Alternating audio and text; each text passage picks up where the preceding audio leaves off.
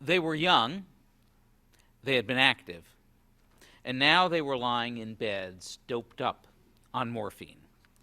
They were British combat soldiers who had recently been seriously injured in the Second World War. The received medical treatment was to keep them comfortable until they died, which wasn't going to be too long. Their life expectancy was from 3 to 6 months. Into their hospital bed in the English countryside strode Dr. Ludwig Guttmann. A Jew, he had been a leading neurosurgeon in Germany. The Nazi rise to power eventually caused him to leave for Great Britain. The British government asked him to head this facility and basically gave him free rein. After all, what could go wrong? He took it. As Rabbi Jonathan Sack, Zichrono Livracha, tells it in his book Morality, the first thing Guttmann did was to cut back their sedatives by half, because this was what was keeping them totally immobile. It hurt. Then he got them to sit up in their beds, and this too hurt. Then he started throwing balls at them so that they were forced to play catch, and this too hurt. His unusual methods encountered resistance.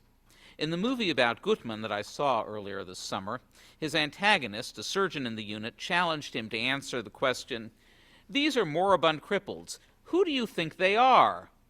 Guttmann told him, "They are the best of men." That's the name of the movie, The Best of Men. Spoiler alert. His methods gave them hope. They rallied. And a few years later, when the Summer Olympic Games were resuming in London, he set up his own games for paraplegic. Eventually, they grew into the Paralympics.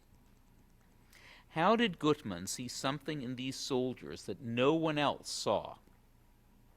It probably mattered that he was an outsider, looking at things with different eyes.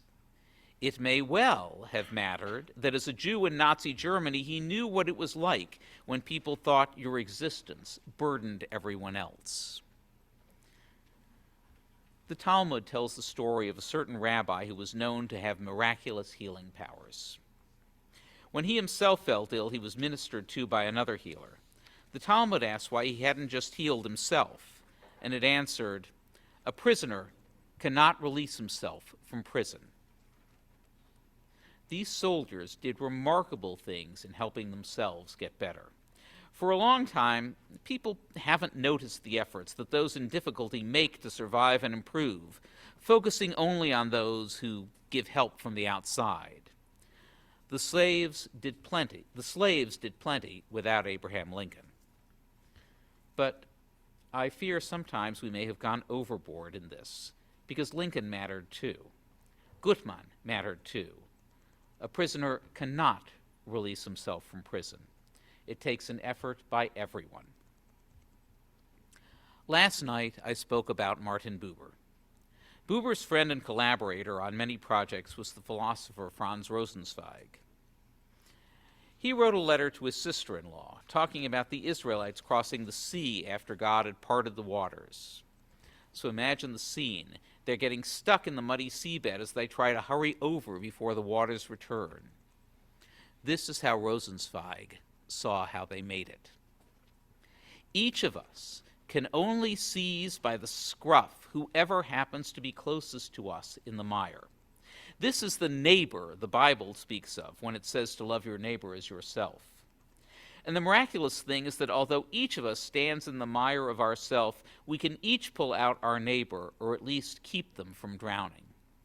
None of us has solid ground under our feet. Each of us is only held up by the neighborly hands grasping us by the scruff, with the result that we are each held up by the next one, and often, indeed most of the time, hold each other up mutually. There is no such thing as standing. There is only being held up. There is no such thing as standing. There is only being held up. But this seems weird. Society teaches that I need to stand on my own 2 feet. As the poet puts it, I am the master of my fate. I am the captain of my soul. Perhaps, however, it isn't Rosenzweig or Gutmann or the Talmud that's weird. Perhaps we are. This, at least, is the theory of Harvard professor Joseph Henrich in his recent book, The Weirdest People in the World. Weird is Henrich's acronym for our society. There's a test later. Western, educated, industrial, rich, and democratic. Weird. Henrich chose this acronym because it not only describes us, but it also reminds us that our way of thinking is not the only one on this planet. He discusses a psychology experiment. Try completing this sentence in 10 ways. I am fill in the blank. Take a few seconds and think about that. I am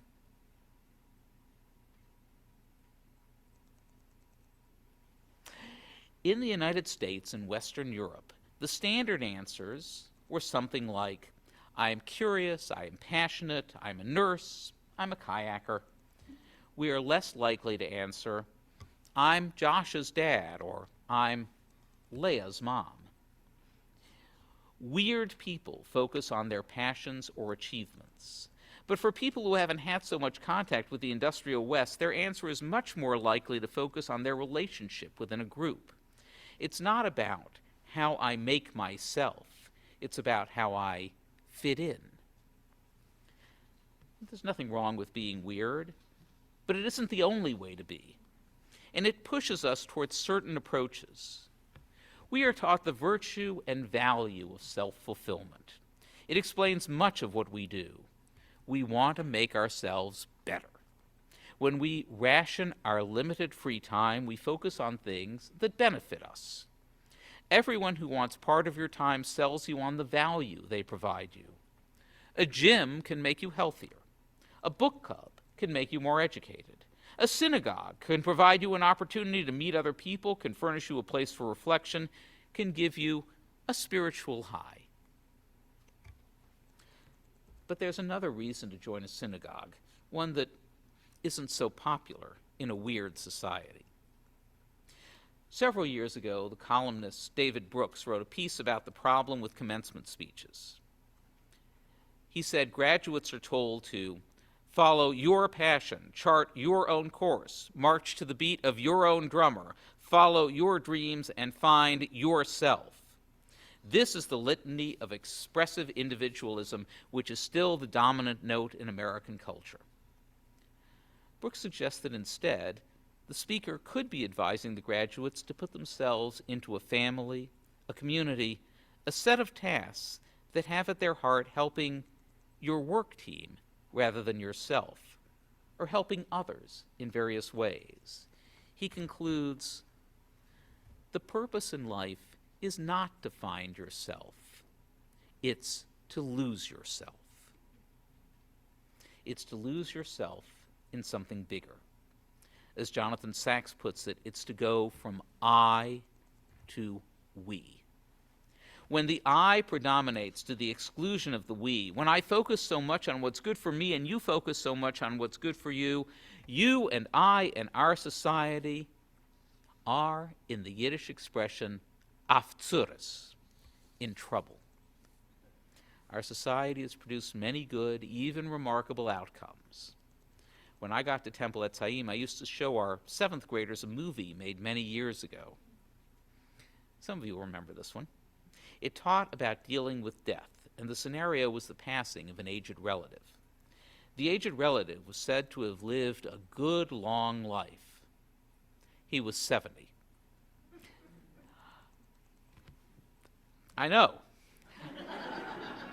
Life expectancy has grown between 2 and 3 years a decade for the past century. And yet, there are very disturbing signs that are related to society's focus on the I instead of the we. America feels as if it's fracturing with a lack of a common purpose. It shows up in all sorts of ways. Over a century ago, the French sociologist Émile Durkheim noted that suicide is often driven by anomie, an absence of a shared moral code. Suicide rates in this country are up 33% in less than 20 years. By one metric, rates of depression in teenagers increased by over a half from 2007 to 2017. And that, I remind you, was before COVID. People used to be able to disagree while still finding common ground.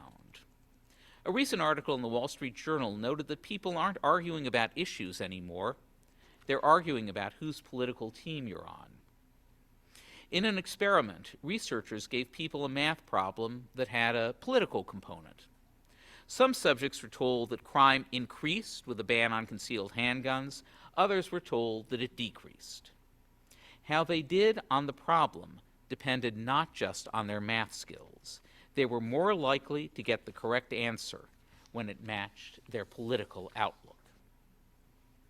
The granddaughter of Roy Disney expressed outrage in 2018 that the CEO of the company named after her grandfather and great-uncle, the CEO of Disney was being paid 1,424 times the median pay of a Disney worker.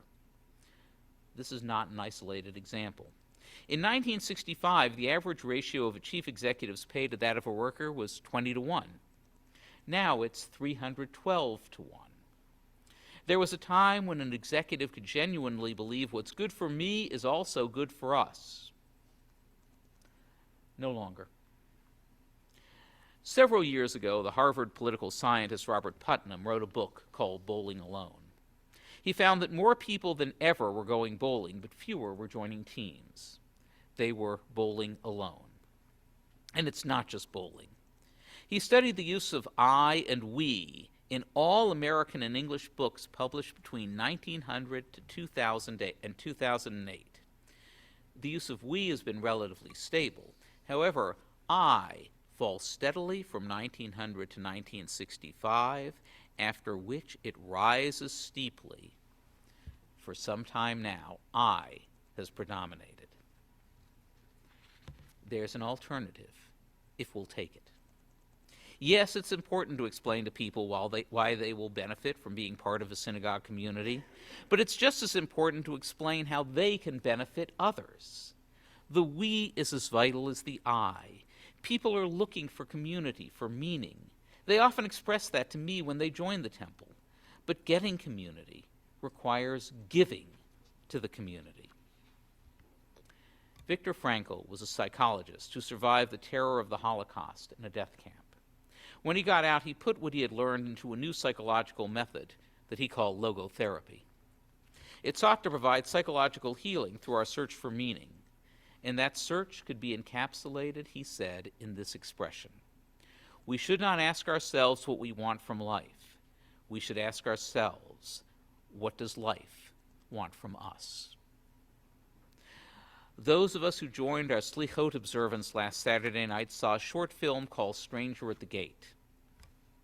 Mac McKinney was a former Marine living in Muncie, Indiana.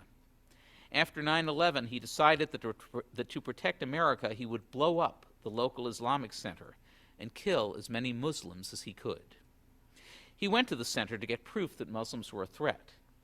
Instead, he was welcomed in and embraced, quite literally. He eventually dropped his plan and indeed converted to Islam. He needed to be part of a community that took care of each other, not because of what they got out of it, but because by doing so, they were giving of themselves. We will soon read the Akedah, the story of the binding of Isaac. Its focus is on God's call to Abraham to sacrifice his son Isaac and of Abraham's willingness to accept this call.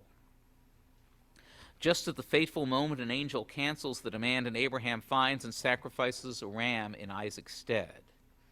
Abraham names the place Adonai Yireh, that is, Adonai sees, and we are told that to this day people say, on the mountain of Adonai there is vision. Jewish tradition holds that the spot where the binding took place would become the center of the temple in Jerusalem. When I teach the Akedah, I regularly insist that Abraham failed God's test by not arguing against the sacrifice of his son. He wasn't thinking about either Isaac or Sarah when he went along. I still believe what I've said. And yet, the story has its power in part precisely because of what is asked of Abraham. Martin Buber noted that God says to Abraham, Lech lecha, go forth, twice, and that Abraham does so both times. The first takes place at the start of Abraham's story, when God tells him, Lech lecha, from all that he has known to a land that God will show him. He agrees to sacrifice his past. The second takes place at the start of the Akedah, when God tells him to go to another place that God will show him and to offer up his son. This is the son he and Sarah had waited for their whole lives, the son who would carry out the covenant with God. Now Abraham agrees to sacrifice his future. Again, I believe that Abraham should not have agreed to sacrifice Isaac the person. But I also recognize that his willingness to sacrifice his future, the thing that was most vitally important to him, is instructive. Because it forces us to confront the question, what are we willing to sacrifice? Will we sacrifice our egos, our self-fulfillment? Will we sacrifice our sense of personal grievance for the sake of a larger community? Will we sacrifice for each other? When we think of individualism, we think of rights. We have rights to do things and to protect ourselves from others doing things to us. This is one of the great contributions of Western culture, of weird society.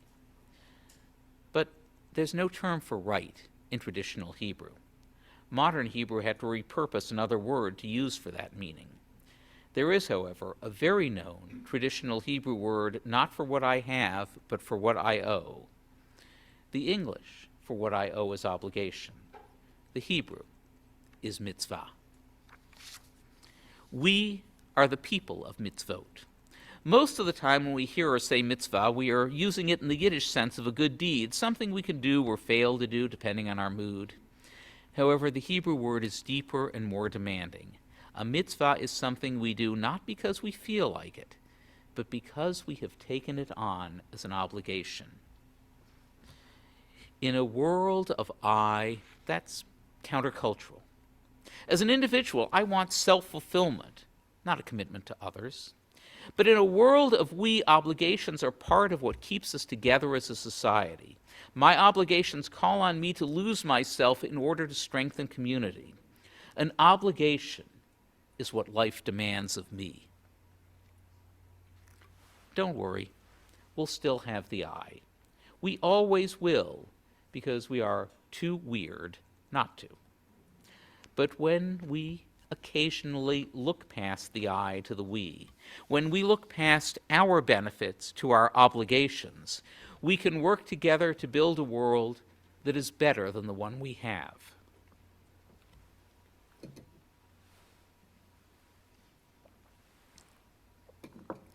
We can have a vision like that of Dr. Ludwig Gutmann, that we can work together by working to help the best of men and women and people of all sorts.